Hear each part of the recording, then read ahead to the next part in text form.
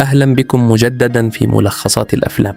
سأعرض لكم اليوم فيلما من نوع السيرة الذاتية والكوميديا والدراما، صدر عام 2011 بعنوان المنبوذون. تنبيه: يحتوي هذا المقال على حرق للأحداث. انتبهوا. في إحدى ليالي باريس المتأخرة، كان إدريس يقود سيارته برفقة صاحب عمله فيليب عبر المدينة.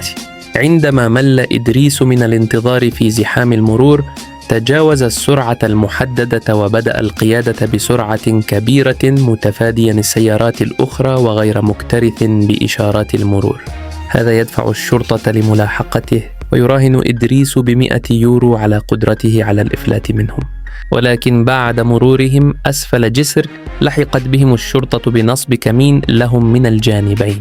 مع ذلك لا يبدو إدريس قلقا للغاية، وهذه المرة يراهن ب200 يورو على قدرته على تأمين مرافقة لهم.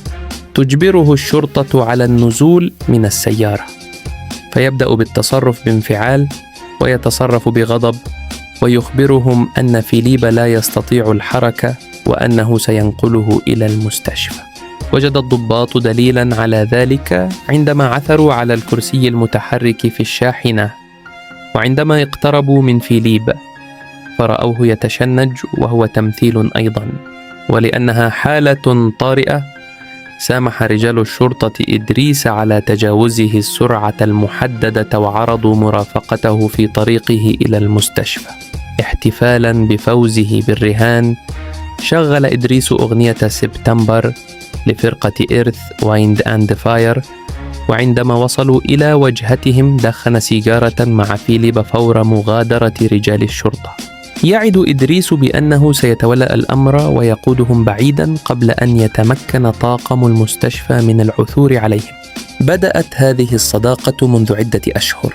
يجري فيليب ومساعدته مجال مقابلات للعثور على مقدم رعاية جديد له، لكن الأمور لا تسير على ما يرام، لأن جميع المتقدمين لديهم إجابات نمطية أو محرجة على أسئلة المقابلة.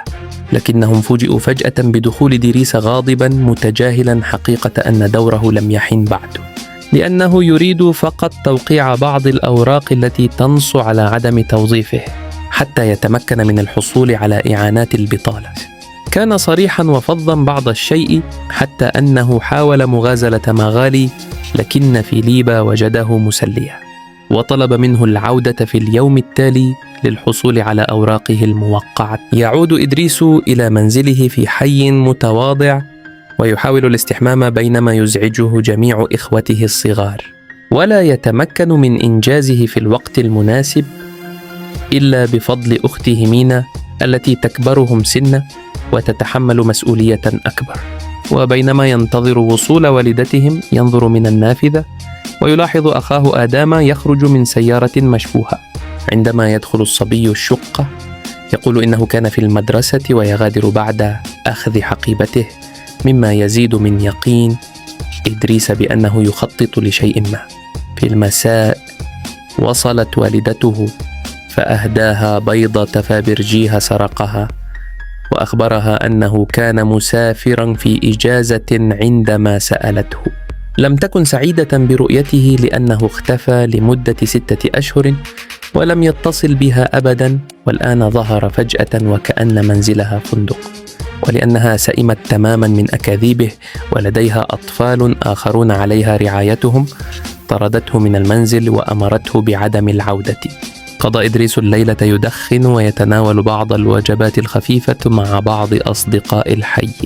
في اليوم التالي يعود إدريس إلى منزل فيليب لأخذ أوراقه، وتستقبله مدبرة المنزل إيفون التي تعرفه على المنزل وتطلعه على روتين فيليب اليومي، كما تريه الغرفة التي سيحصل عليها مع حمامه الخاص.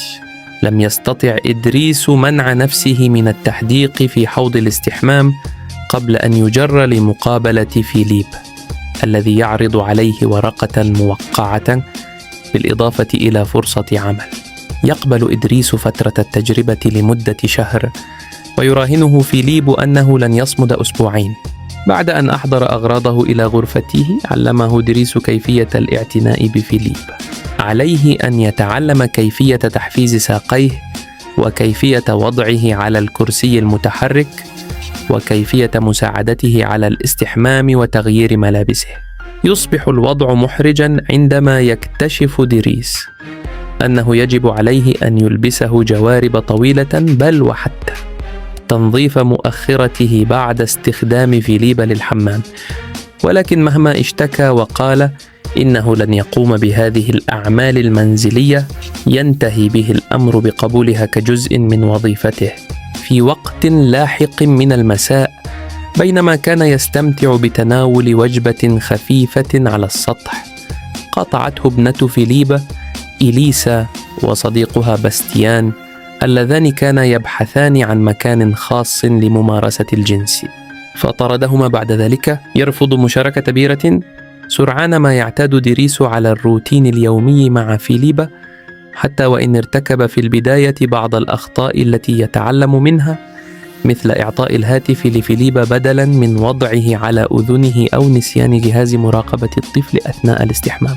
كما يتعلم تنظيم بريده في مجلدات مختلفة، معظم الرسائل التي يفتحها لفيليب، ولكن هناك سلسلة من الرسائل الخاصة التي لا يسمح له بالاطلاع عليها. عندما يجد منشورا يروج لمرافقات، يقرر إنشاء ملف خاص بهن بدلا من رميها في سلة المهملات كما يقول فيليب. مع ذلك ليست الحياة الجديدة كلها عملا، فإدريس لا يزال يحرص على قضاء وقت ممتع. يستمر في محاولة مغازلة مغالي دون جدوى، ويتصل أحيانا بمرافقات للانضمام إليه في السرير. في صباح أحد الأيام، بعد أن جاءت إيفون إلى غرفته لتوبيخه على تأخره، وجدت بعضا من الأسلحة الخطيرة في حقيبته، لكنها لم تعلق عليها بعد. مهمة إدريس اليوم هي توصيل فيليب، لكنه يرفض وضعه في الجزء الخلفي من الشاحنة كما لو كان بضائع، لذا يأخذه بدلا من ذلك في إحدى السيارات الفاخرة التي لا تستخدم كثيرا. فيليب الذي يعتقد في البداية أن هذا غير مناسب ويقول إنه يجب أن يكونوا عمليين، سرعان ما يتحمس لفكرة رحلة أسرع وأقل مللا، على الرغم من أن إيفون لا تزال غير موافقة. عندما يحاولون مغادرة المبنى، يجدون جارا متوقفا عند مدخلهم، متجاهلا اللافتة الموجودة على الباب التي تقول إنه ممنوع.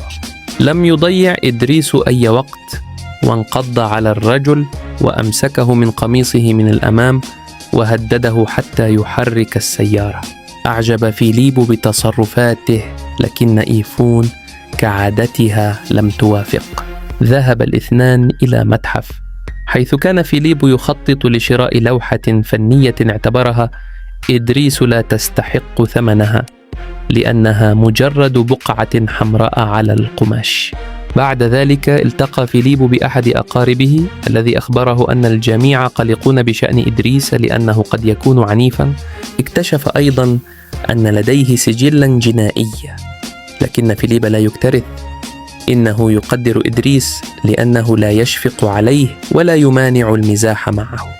بعد محاولة فاشلة أخرى للتقرب من مغالي، يتناول إدريس العشاء مع إيفون في المطبخ، بينما يستمع إلى فيليب وهو يملي رسالة إلى مغالي. تدعي إيفون أنها محادثة خاصة، فتطفئ جهاز مراقبة الأطفال وتشرع في شرح ما يجري. فيليب يتبادل الرسائل مع امرأة تدعى إليونور، وهذه هي الرسائل التي لم يسمح لإدريس بفتحها. لكنه لم يلتقي إليونور وجها لوجه قط، فعلاقتهما تقتصر على الرسائل. وبالحديث عن الحب، يمازح إدريس إيفون بسبب نظرات البستاني الدائمة إليها قبل أن يخلد إلى النوم. كان يحاول النوم عندما سمع أصواتا غريبة قادمة من جهاز مراقبة الأطفال.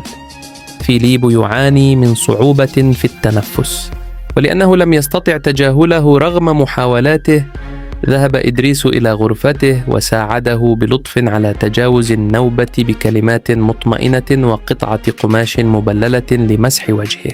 يغفو فيليب في النهاية، لكنه يستيقظ بعد لحظات قائلا إنه بحاجة إلى هواء. هذه المرة لم يتردد إدريس، وضع فيليب على الكرسي المتحرك وغطاه ببطانيات وأخذه في نزهة على ضفاف النهر. هذه هي المرة الأولى التي يرى فيها فيليب باريس ليلا منذ زمن طويل، وهو الآن أكثر استرخاء، يشرح لإدريس أن الدواء له حدود، وأنه يعاني أحيانا من ألم وهميا. عندما يرون بعض الفتيات يمررن، يعترف فيليب أيضا بأنه غير قادر على إرضاء امرأة بسبب وضعه، لكنه لا يزال يشعر ببعض الرضا عندما يتم تدليك أذنيه لأنهما منطقتان حساستان. عندما يهدد الألم الوهمي بالظهور مرة أخرى، يشارك إدريس أحد مفاصله مع فيليب الذي كان متشككا في البداية، لكنه انتهى به الأمر إلى الاستمتاع به. بعد ذلك يذهبان إلى مطعم حيث يتبادلان النكات أثناء تناول الطعام، ويقرر فيليب مشاركة المزيد من قصته. التقى بزوجته عندما كان طالبين، وبعد زواجهما بفترة وجيزة تعرضت ل5 حالات إجهاض، وشخصت بمرض عضال لا شفاء منه. حينها تبنيا إليسا. لطالما أحب فيليب المنافسات والرياضات الخطرة والسرعة، وقد منحه الطيران الشراعي ذلك. أثناء إحدى جلسات الطيران الشراعي تسبب سوء الأحوال الجوية في تحطمه وكسر فقراته،